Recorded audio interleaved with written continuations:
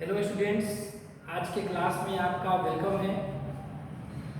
आज मैं रासायनिक समीकरण को संतुलित कैसे किया जाता है बताने जा रहा हूँ। ये बहुत ही जरूरी है, इसलिए ध्यान से सीखिएगा।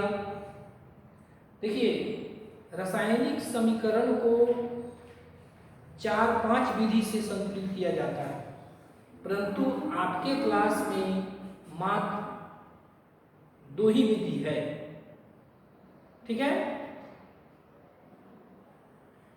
2 विधि में एक विधि है अनुमान विधि, जिसको हीट एंड ट्रायल मेथड कहा जाता है। ये जल्दी बनता है, परंतु इसमें थोड़ा सा प्रॉब्लम हो जाता है, क्या रखें क्या नहीं रखें।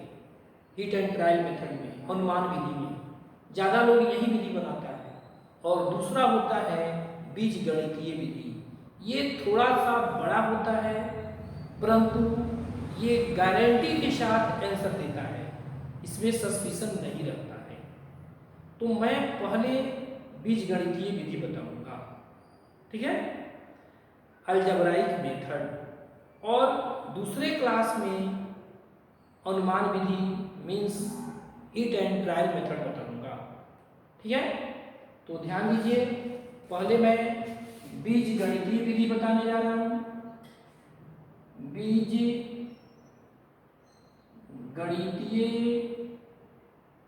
विधि अलजेब्राइक मेथड थोड़ा बड़ा होगा, लेकिन गारंटी के साथ आंसर देगा, इसलिए बढ़िया से समझिएगा। जैसे मान लीजिए कि क्वेश्चन है Fe plus H2O Fe3O4 plus H2।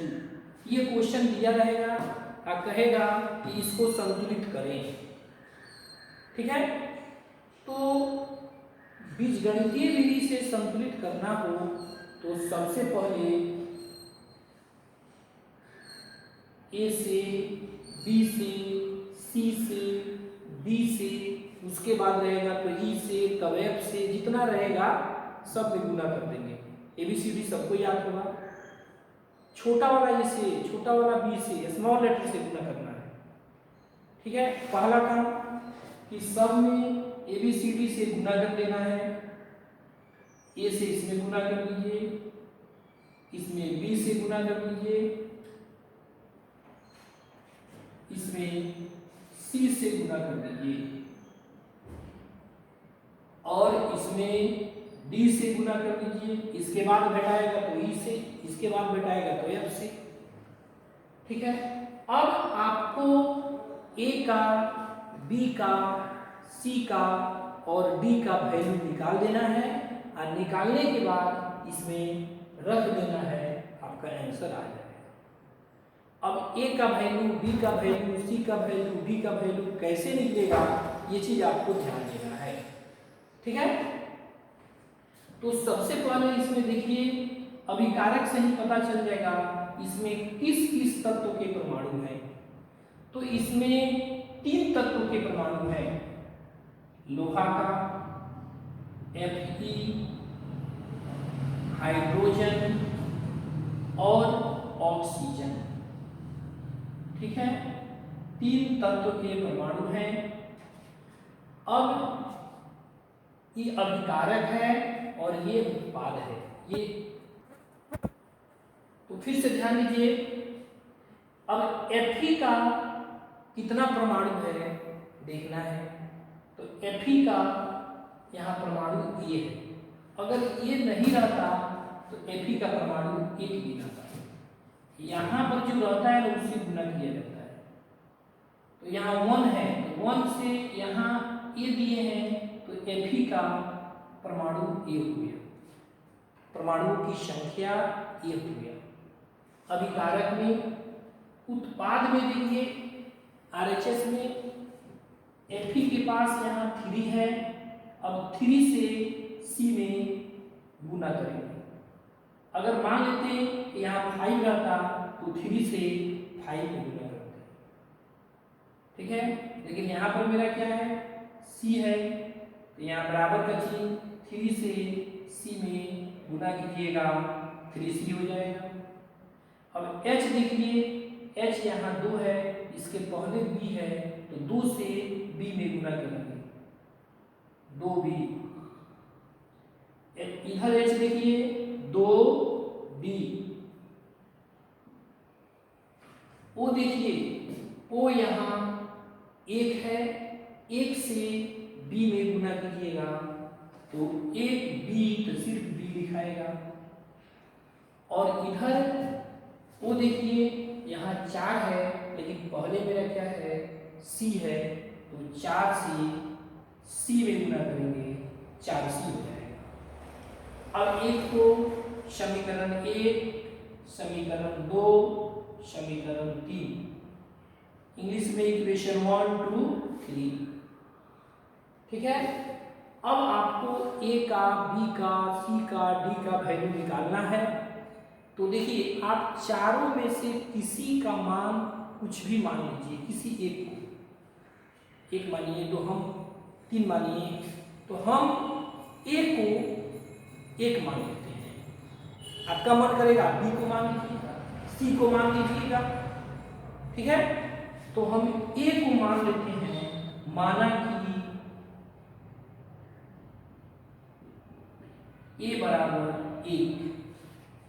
अब a का वैल्यू निकल गया, बच गया b, c, d। अब इस 1 का मान समीकरण 1 में रख लीजिए, क्योंकि समीकरण 1 में a है, ठीक है। तो अगर 2 में रहता तो 2 में रख देते। तो a का मान समीकरण 1 में रखने पर, ठीक है। तो यही मेरा समीकरण 1 है। यहाँ पर 1 की जगह पर 1 रख देंगे और ये 3 हो गया और ये c हो गया। अब c का वैल्यू निकल जाएगा आपका, ये गुना में है, इधर जाएगा तो भागा में हो जाएगा। तो c का वैल्यू आ गया 1/3। देखिए a का वैल्यू आ गया, c का वैल्यू आ गया, अभी b बचा है और d बचा है, तो यहाँ पर रख सकते हैं। अब c का वैल्यू देखिए, c का वैल्यू आ गया, अब c का वैल्यू समीकरण 3 में रखेंगे, 2 में नहीं है c, तो लिखेंगे c का मान समीकरण 3 में रखने पर,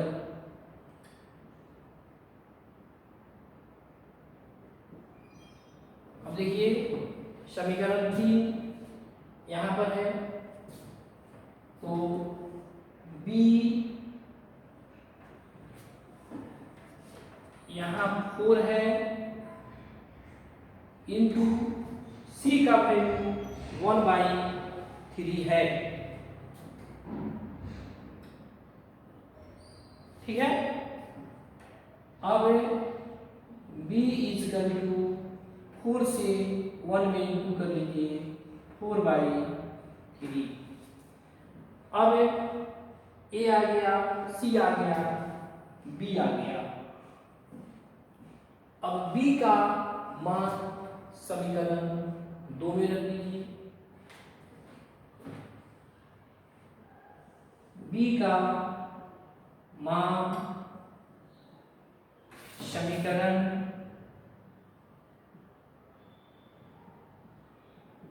2 में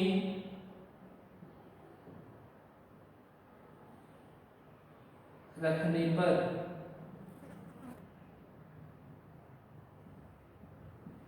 देखिए समीकरण 2 यहाँ पर है,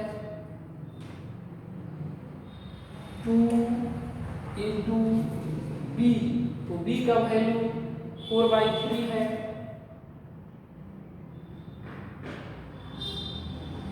इक्वल टू 2 इंटू डी, यहाँ इंटू है। अब चाहेंगे ना तो इंटू में है तो दोनों तरफ का 2 कट जाएगा। अब मेरा 4/3 इक्वल टू डी आ गया। डी का वैल्यू आ गया 4/3। अब देखिए चारों का वैल्यू आ गया, ए का भी वैल्यू आ गया, बी का भी आ गया, सी का भी आ गया, डी का। अब ये मान इसमें डाल देंगे, ठीक है। अब देखिए ए का वैल्यू 1 हो गया, बी का वैल्यू 4/3 हो गया, सी का वैल्यू 1/3 हो गया और डी का वैल्यू 4/3 हो गया। अब इसमें आप डाल दीजिए। चलिए अब रखिए, ए की जगह पर 1 Fe, बी की जगह पर 4/3 H2O, सी की जगह पर 1/3 Fe3O4 और डी की जगह पर 4/3 H2। ठीक है, देखिए ये ऊपर वाला को अंश बोलते हैं, नीचे वाले को हर बोलते हैं।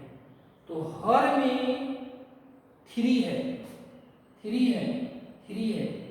ये रासायनिक समीकरण में सिर्फ पूर्ण संख्या रखा जाता है, 1 2 3 4, बटा में नहीं होना चाहिए, हर नहीं होना चाहिए।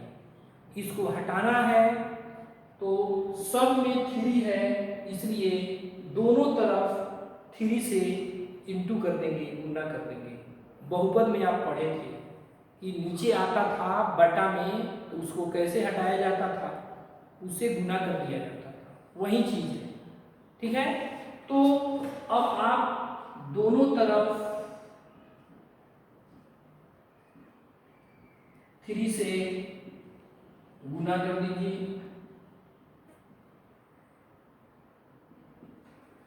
अब देखिए यहां 3 से कीजिएगा ना तो 3Fe हो जाएगा, ध्यान देना है। यहां 3 से कीजिएगा तो 3 से 3 कट जाएगा तो 4 बचेगा, 4H2O। और यहां 3 से कीजिएगा तो फिर 3 से 3 कट गया तो 1 बचा, तो 1 नहीं लिखा जाता है, Fe3O4। और यहाँ 3 से कीजिएगा तो फिर 3 और 3 मेरा कट जाएगा तो 4 बचेगा, 4H2। जिनको नहीं समझ में आ रहा है वो आप करके काट के देखेंगे, जैसे 3Fe, अब 3 से इसमें कीजिएगा तो 12/3। ठीक है, इसमें कीजिएगा तो 3/3, इसमें कीजिएगा तो 12/3H2। अब देखिए ये कट जाएगा, ये कट जाएगा, तो यही चीज आया मेरा 3Fe, 4H2O, यहाँ कुछ नहीं बचा है तो Fe3O4 और यहाँ 4H2। तो एक स्टेप मैंने कम कर दिया है, आप थोड़ा सा कोशिश कीजिए समझने के लिए, एक अपने बड़ा है। ठीक है, तो मेरे कहने का मतलब है कि आप डायरेक्ट भी कर सकते हैं या उसमें से देख कर भी कर सकते हैं। देखिए आपका ये संतुलित है या नहीं, इसके लिए एक बार मिला लीजिएगा, Fe3 है, Fe3 है, Fe ठीक है। H देखिए 2 है तो 2 से 4 में गुना करेंगे तो 8 हो जाएगा, इधर 8 है, इधर देखिए 2 से 4 में गुना होता है तो H भी 8 है, तो F भी ठीक हो गया, H भी ठीक हो गया। अब O का देखिए, O यहाँ 1 है, 1 से 4 में गुना होगा तो वो 4 है इधर अभिकारक में। उत्पाद में देखिए वो 4 है, यहाँ 1 है तो 4 से 1 में गुना करेंगे तो 4 ही होगा, मतलब वो भी ठीक है। अब जब दोनों तरफ प्रत्येक तत्व के परमाणुओं की संख्या बराबर है तो ये संतुलित हो गया, ये मेरा आंसर हो गया। अब मैं 2 4 5 क्वेश्चन दे देता हूँ पीडीएफ में, आप पीडीएफ में बनाइएगा, देख लीजिएगा पीडीएफ में, और उसका आंसर भी मैं दूसरे दिन बता दूंगा, आप मिला लीजिएगा, दिक्कत होगा तो कमेंट कीजिएगा, ठीक है। इसके बाद मैं आपको अनुमान विधि बताऊंगा, जो आपको पसंद होगा उसी को आप लाइक कीजिएगा, ठीक है। हम दोनों विधि समझा देंगे। अगर मेरा वीडियो पसंद आया हो तो लाइक और सब्सक्राइब जरूर कीजिएगा।